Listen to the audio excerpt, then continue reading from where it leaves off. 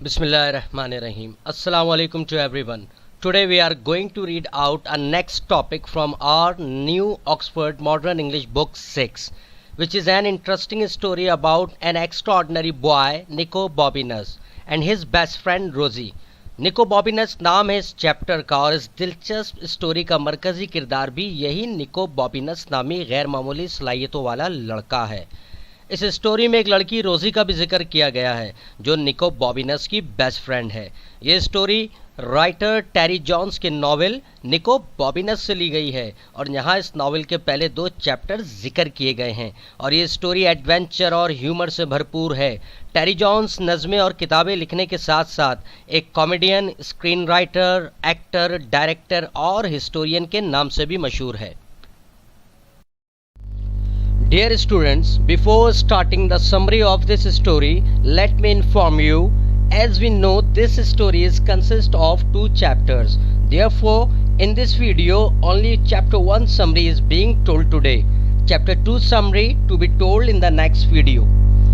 ये कहानी एक ऐसे गैर मामूली सलाहियतों वाले और बेबाक बच्चे की है जिसकी हिम्मत और बहादुरी का अंदाज़ा सिर्फ इस बात से लगाया जा सकता है कि वो ऐसा वाहिद बच्चा था जिसने किसी वजीर आजम को जबान निकाल कर चिढ़ाने की हरकत करके ऐसा कारनामा अंजाम दिया था जिसकी हिम्मत कभी कोई आज तक बच्चा ना कर सका। इस बच्चे का नाम निको बॉबिनस था जो बहुत अरसा पहले वेनिस नाम के एक शहर में रहता था और उसकी हिम्मत का आलम ये था कि वो बड़े से बड़े काम भी दूसरों की निस्बत बआसानी कर गुजरता था। निको बॉबिनस की बेबाकी और हर काम बेखौफ व खतर बिला झिझक करने की सलाहियत से हर कोई वाकिफ नहीं था सिवाय उसकी बेस्ट फ्रेंड रोजी के। रोजी अगर निको बॉबिनस की ऐसी गैर मामूली सलाहियतों और उसकी गैर मामूली काम करने की हिम्मत और जुर्रत के बारे में अगर किसी को बताती भी तो वो उन्हें निको बॉबिनस को एक गैर मामूली बच्चा होने का यकीन नहीं दिला सकती थी, क्योंकि वो खुद एक ऐसी लड़की थी जो ऊंग पटांग और अजीब व गरीब ख्यालात वाली एक जुनूनी लड़की। यही वजह थी कि लोग उसकी कही हुई बातों पर ध्यान नहीं देते थे। एक दिन रोजी निको बॉबिनस के सामने अपना एक ऐसा ही बेतुका आइडिया पेश करते हुए कहती है कि चलो ऐसा करते हैं कि तुम्हारे घर के दरवाजे के सामने उगने वाले हर एक जंगली पौधे को उखाड़ फेंकते हैं। रोजी की बात सुनकर निको बॉबिनस का जवाब वही होता है जिसका रोजी को पूरा यकीन था, नहीं ऐसा कुछ नहीं करना। निको बॉबिनस का जवाब सुनकर रोजी कहती है अगर ऐसा है तो चलो उठो, फिर ड्रैगन्स की सरजमीन दरियाफ्त करने चलते हैं। रोजी की बात सुनकर निको बॉबिनस कहता है बेवकूफ़ों वाली बातें ना करो, भला हम ये कैसे कर सकते हैं। रोजी कहती है तुम बिल्कुल ऐसा कर सकते हो क्योंकि तुम कुछ भी कर गुजरने की मुकम्मल सलाहियत रखते हो। चुनाचा अगले ही दिन सुबह जबकि अभी रोशनी होना शुरू ही हुई होती है कि रोजी निको बॉबिनस के घर आ पहुंचती है और उसकी खिड़की की चौखट पर कुछ कंकरियां मारती है ताकि निको बॉबिनस नींद से बेदार हो जाए। निको बॉबिनस कंकरियों से पैदा होने वाले शोर से जाग तो जाता है मगर उसकी आंखें नींद से बोझल होती हैं। वो आधा सोया आधा जागा हुआ खिड़की से बाहर झांक कर रोजी से पूछता है क्या मसला है तुम्हारे साथ जो इतनी सुबह सुबह नाजिल हो गई हो। रोजी सरगोशी करती है और कहती है मैंने बंस और लेमोनेड लीमू का शरबत ले लिया है। निको बॉबिनस रोजी से पूछता है लेकिन किस लिए। रोजी कहती है ड्रैगन्स की सरजमीन ढूंढने जाने के सफर के लिए। जब वो दोनों सफर पर जाने के लिए रवाना होते हैं तो रास्ते में उनकी मुलाकात इलाके के नाइट वॉचमैन चौकीदार से हो जाती है जो उन दोनों को इतनी सुबह कहीं जाते देखकर पूछता है क्या बात है तुम दोनों इतनी सुबह सुबह कहाँ जा रहे हो। निको बॉबिनस चौकीदार से कहता है हम ड्रैगन्स की सरजमीन की तलाश में जा रहे हैं। ये सुनकर नाइट वॉचमैन उन दोनों को पकड़ने की कोशिश करता है लेकिन वो दोनों हवा की तेजी से भाग निकलते हैं। वो दोनों बगैर रुके मुसलसल दौड़ते ही चले जाते हैं। 3 ब्रिजेस क्रॉस कर जाते हैं यहाँ तक कि जब वो एक रास्ते में सोए हुए कुत्ते से टकराकर गिर नहीं जाते। सोता कुत्ता इस अचानक मुसीबत पर घबराकर उठ जाता है और समझता है कि शायद कुत्तों की कयामत का दिन आन पहुंचा है। लेमोनेड और बंस कुत्ते से टकराने की वजह से गिर जाते हैं। इससे पहले कि कुत्ता उन दोनों से अपना बदला लेने के लिए उन्हें काटता कि उसकी नजर गटर में जा गिरने वाले बंस पर पड़ती है। वो बतौर शुक्रिया उन दोनों को देखकर भौंकता है और अपने साथी कुत्तों को बंस की खबर देने के लिए भाग खड़ा होता है। करीब ही उन्हें एक सेब का दरख्त नजर आता है। निको बॉबिनस रोजी के कंधों पर खड़ा होकर सेब तोड़ने की कोशिश करता है, मगर अपना तवाजुन बरकरार नहीं रख पाता और सेब के बाग में जा गिरता है। दीवारें इतनी बुलंद और ऊंची होती हैं कि निको बॉबिनस के लिए उन्हें फलांग कर या चढ़कर पार करना मुमकिन नहीं होता।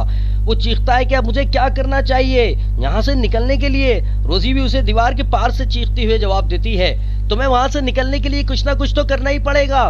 इतनी देर में निको बॉबिनस को अपने पीछे से किसी के पुकारने की आवाज सुनाई देती है। निको बॉबिनस ये देखे बगैर की आवाज देने वाला कौन है, वो जल्दी से भागकर सीधा दरख्त में जा छुपता है।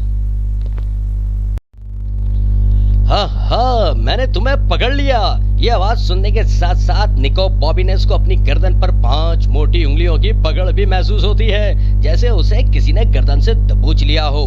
फिर निको बॉबिनस को एक बार आवाज सुनाई देती है, मैं तुम्हारा ही तो इंतजार कर रहा था। इसके साथ साथ निको बॉबिनस को अपनी कमर के गिर्द भी 5 मोटी उंगलियां लिपटी हुई महसूस होती हैं। इस सूरत हाल का शिकार होकर निको बॉबिनस भागने के बजाय उस आदमी को चकमा देकर खुश पत्तों के अंबार पर गिरा देता है। इतने में रोजी निको बॉबिनस को पुकारती है कि क्या तुम ठीक हो, लेकिन रोजी को एक आदमी की गुर्राहट के अलावा जवाब में और कोई आवाज सुनाई नहीं देती। वो आदमी चिल्लाकर कहता है, रुको तुम दोनों। आदमी की आवाज सुनकर रोजी को अंदाजा हो जाता है कि खतरा सर पर आन पहुंचा है। Dear students, before reading, let me inform you that the only first page reading to be done in this video and rest of the chapters reading to be done by all of you as homework. Now I will read out the words to know first. The first word is daft. Daft means silly. The second word is jerkin. Jerkin means a sleeveless jacket typically made of leather. The third word is roller. Roller means a heavy cylindrical stone used to flatten grass. The fourth word is shutters. Shutter means wooden window covers. The fifth word is squam. Squam means to wrinkle or twist the body from side to side. The sixth word is weed. Weed means to pull up wild plants growing in unwanted place. After discussing the words to know, here I would like to start the reading. This is the story of the most extraordinary child who ever stuck his tongue out at the Prime Minister. His name was Nico Bobinus. He lived a long time ago in a city called Venice, and he could do anything. Of course, not everybody knew he could do anything. In fact, only his best friend Rosie knew, and nobody took any notice of anything Rosie said, because she was always having wild ideas anyway. One day, for example, Rosie said to Nico Bobinus, let's pull up every single weed on your doorstep. Let's not, said Nico Bobinus, which is what Rosie thought he would say. In that case, replied Rosie, let's discover the land of dragons. Don't be daft, said Nico Bobinus. How can we do that? Because you can do anything, said Rosie. So, the next morning, just as it was getting light, Rosie threw little pebbles up at Nico Bobinus' shutters. Nico Bobinus was still half asleep when he looked out. What's the matter, Rosie? He asked. Shh, whispered Rosie. I have got the buns and the lemonade.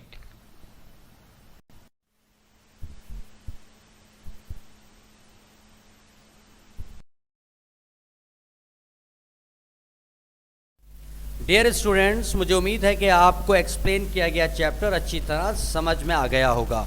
अब आप सबसे गुजारिश की जाती है कि school आकर PDF file का प्रिंट आउट कलेक्ट कर लें और सामने स्क्रीन पर जो आपको पिक्चर नज़र आ रही है इसके मुताबिक अपने तमाम क्वेश्चन आंसर्स और रेलिवेंट एक्सरसाइजेस टेक्स्ट बुक की अपनी सी वर्क कॉपी में यानी क्लास वर्क कॉपी में कंप्लीट कर जल्द अज जल्द एडमिन ऑफिस में चेकिंग के लिए जमा करवा दें।